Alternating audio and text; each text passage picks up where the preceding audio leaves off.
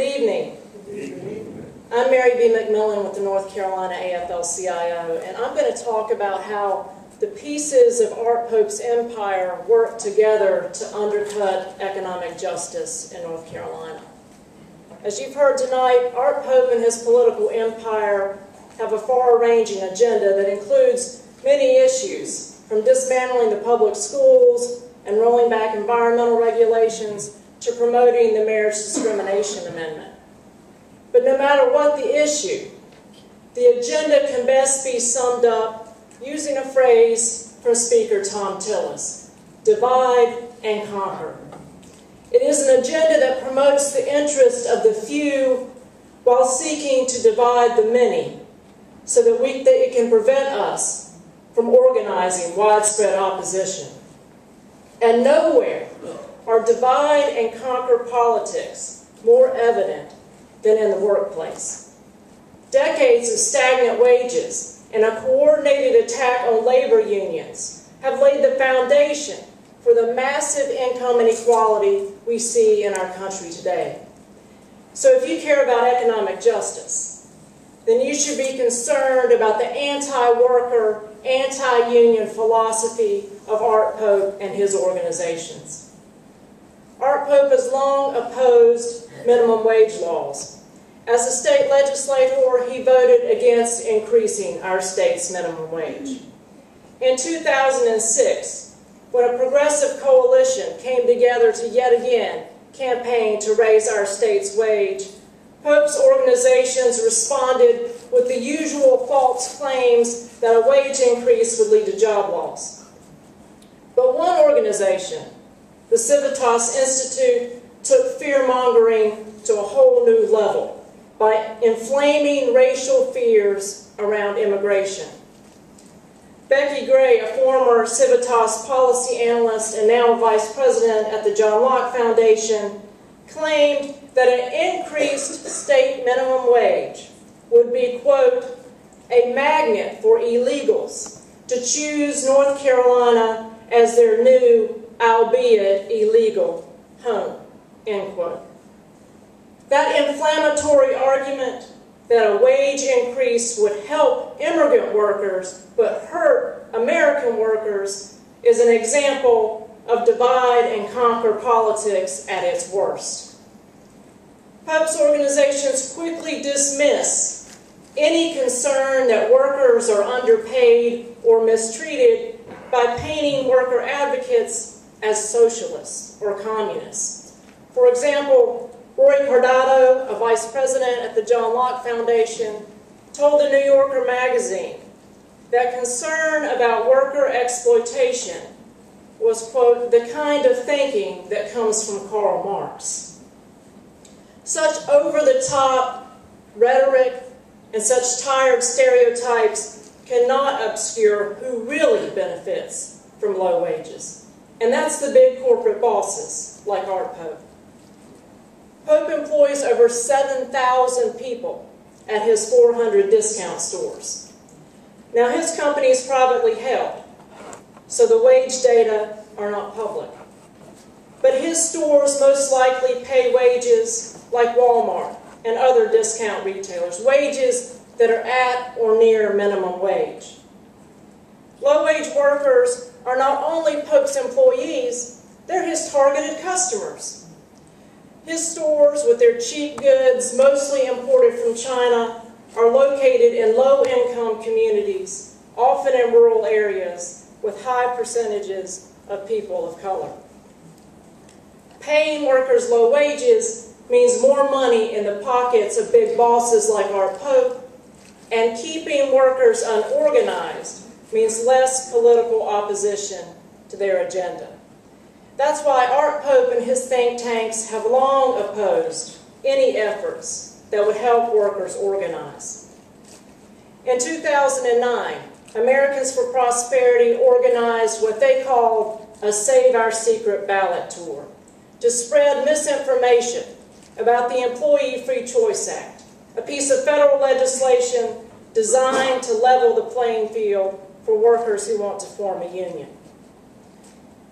John Hood of the John Locke Foundation who's president of the John Locke Foundation, has written a number of articles criticizing unions. And around the time when there was a big debate around the Employee Free Choice Act, he wrote a ridiculous column comparing union members to playground bullies.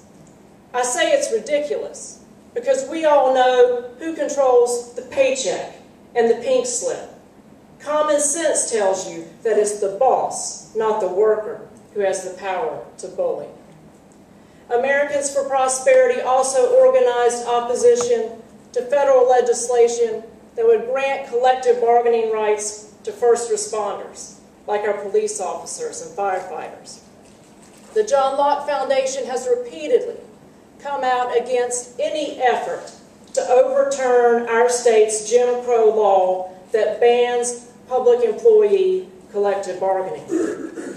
We expect our state's firefighters and police officers to risk their lives to protect us, but our state's legislative leaders won't grant those first responders the same right as a worker at Walmart.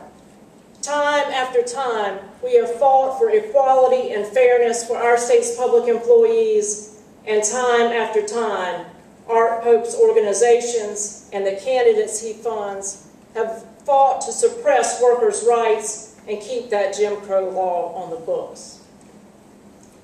Not only does Art Pope and his organization want to deny public employees the right to collectively bargain, they also want to deny them the simple courtesy of having payroll deduction for voluntary association dues. In 1989, as a legislator, Pope voted against allowing the state government to deduct voluntary dues from teachers' paychecks. Teachers in North Carolina eventually won that privilege, but this year, Pope-backed candidates helped pass a bill to end voluntary dues deduction for the Teachers Association. And all the while, Civitas and the John Locke Foundation praised the bill and cheered on the effort.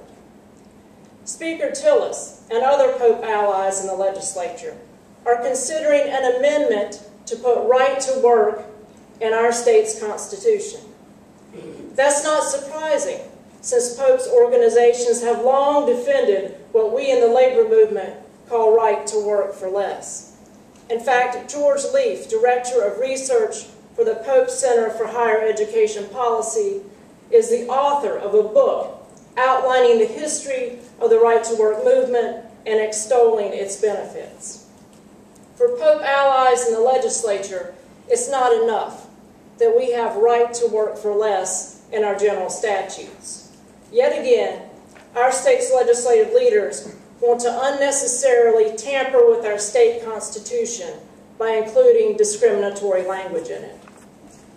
As a final example of the Pope crusade against unions, Real Jobs North Carolina, the front group that propelled Pope allies into office, contends that unions, not Wall Street, not corporate greed, that unions are threatening jobs in our state. The Real Jobs folks think unions are such a threat that here in the least unionized state in the country, they list union vigilance as one of their top issues. On their website, they argue that, quote, for business to survive in North Carolina, it's time to fight back against the frivolous lawsuit trial lawyers, the big union bosses, and radical environmental groups that threaten our state's economic future.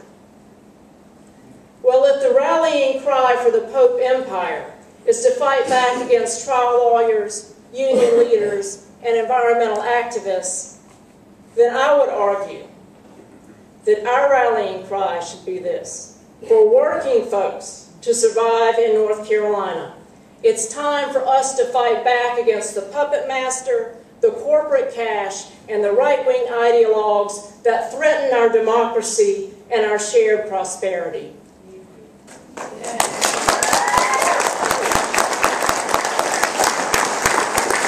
If we want the 99% to finally get their fair share, then we must defend workers' right to organize and bargain. I hope all of you, when you leave here, will pick up this fact sheet about unions. Because if you look at the graph, it is clear. As unions have declined, so has the middle class share of national income. The great divide we have between the wealthy few and the rest of us is a direct result of the war on workers.